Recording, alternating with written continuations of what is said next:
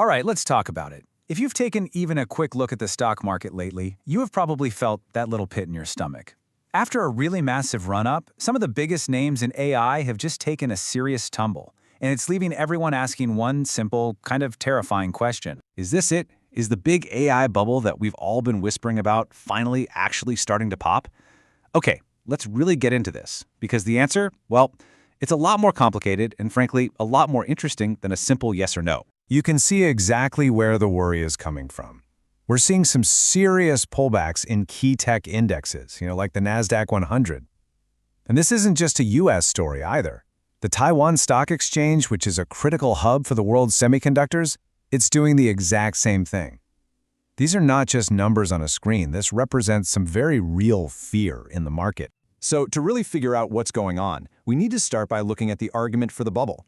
This is where all the market jitters and some pretty real fears about AI's true impact start to come together. It's honestly incredible how fast the whole story can flip. I mean, just a few months ago, the thinking was the sky's the limit. Now the news is just filled with these spooky comparisons to the dot-com crash back in 2000. The entire conversation has swung from pure optimism to, outright concern about a massive tech-driven collapse.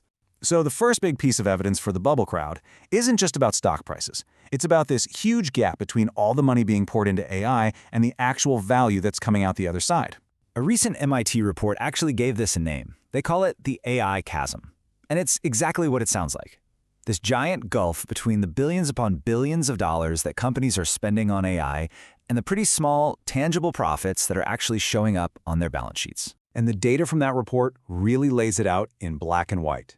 A staggering, and I mean staggering, 95% of organizations investing in AI haven't seen a concrete financial return yet.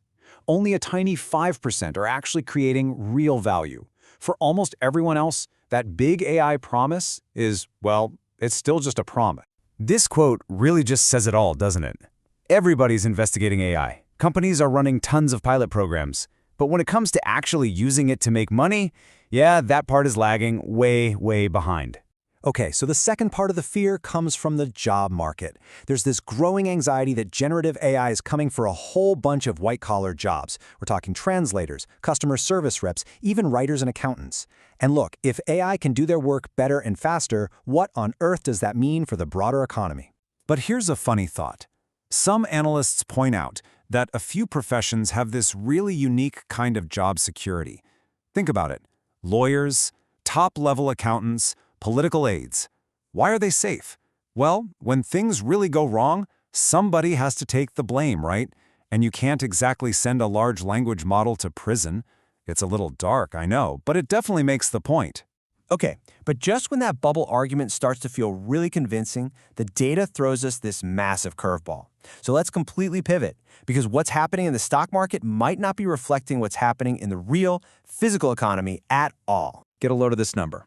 While the stock market was getting all nervous, Taiwan's exports in July didn't just grow, they exploded. We're talking up a staggering 42% year over year to a new record high. Now that is not the sign of a collapsing bubble. That is the sign of a boom. But here's the twist. This boom isn't lifting everybody up. It's creating what you might call a two-speed economy. On one side, you've got the tech sector, which is just rocketing upward, driven by this insane demand for AI servers. And on the other side, traditional industries, shipping, cars, construction, they're actually in decline.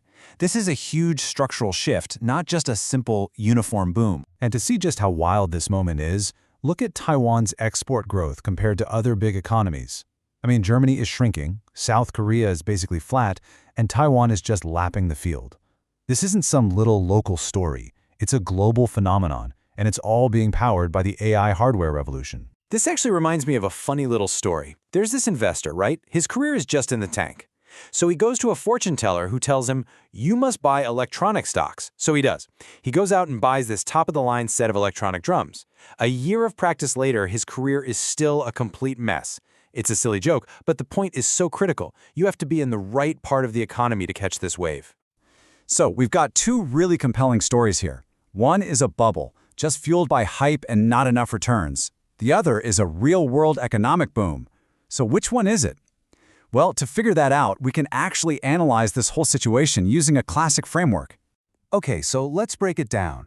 A real classic bubble usually has 4 key traits. First, it's driven by new tech. Check, we've got AI. Second, extreme price swings. Well, yeah, prices have gone up a lot, but we're not seeing that insane 300% in one-year mania we saw in the dot-com era. Third, uncontrolled trading volume. Again, it's high, but it's not the kind of retail frenzy we've seen in past bubbles. And fourth, a massive increase in supply. Right now, the core AI tech is still held by just a few giants. So the verdict? While it definitely checks some of the boxes, this just doesn't meet the criteria for a full-blown 2000-style meltdown. Valuations are for sure stretched, and a pullback is normal, maybe even healthy. This looks less like a bubble bursting and more like a correction inside of a much longer-term tech supercycle. And this is maybe the most important thing to remember. The internet wasn't the bubble in 2000. The stock prices were. People didn't stop using the internet after the crash. In fact, its use just got deeper and more integrated into our lives. The same is true for AI. The underlying technology is real, it's transformational, and it's here to stay, even if the market gets a little ahead of itself sometimes. So, if we look past all the short-term stock charts, what are the real long-term hurdles for this whole AI revolution? Because the challenges are shifting away from finance and moving into the world of physics and geopolitics. Here's a number that should just stop you in your tracks. The biggest threat to the AI era might not be a market crash at all, but a power shortage. U.S. data centers are projected to need 4 times more electricity by 2030. 4 times. Without a stable, massive, and constantly growing supply of power, all of this amazing technology is just an empty promise. And that brings us to the forces that are really going to define the next decade. First, that global race for electricity we just talked about. Second, the geopolitical rivalry between the US and China. That ensures that even if corporate spending slows down, national governments are going to keep pouring money into AI for strategic reasons. This is shifting from a competition between companies to a competition between nations. And all of that leaves us with one final, critical question to think about. We are watching a massive structural shift in the global economy, and it's creating winners and losers in real time. So whether you're an investor, an employee, or you're just trying to figure out this new world, it's really worth asking yourself, in this new AI economy, where do you fit in?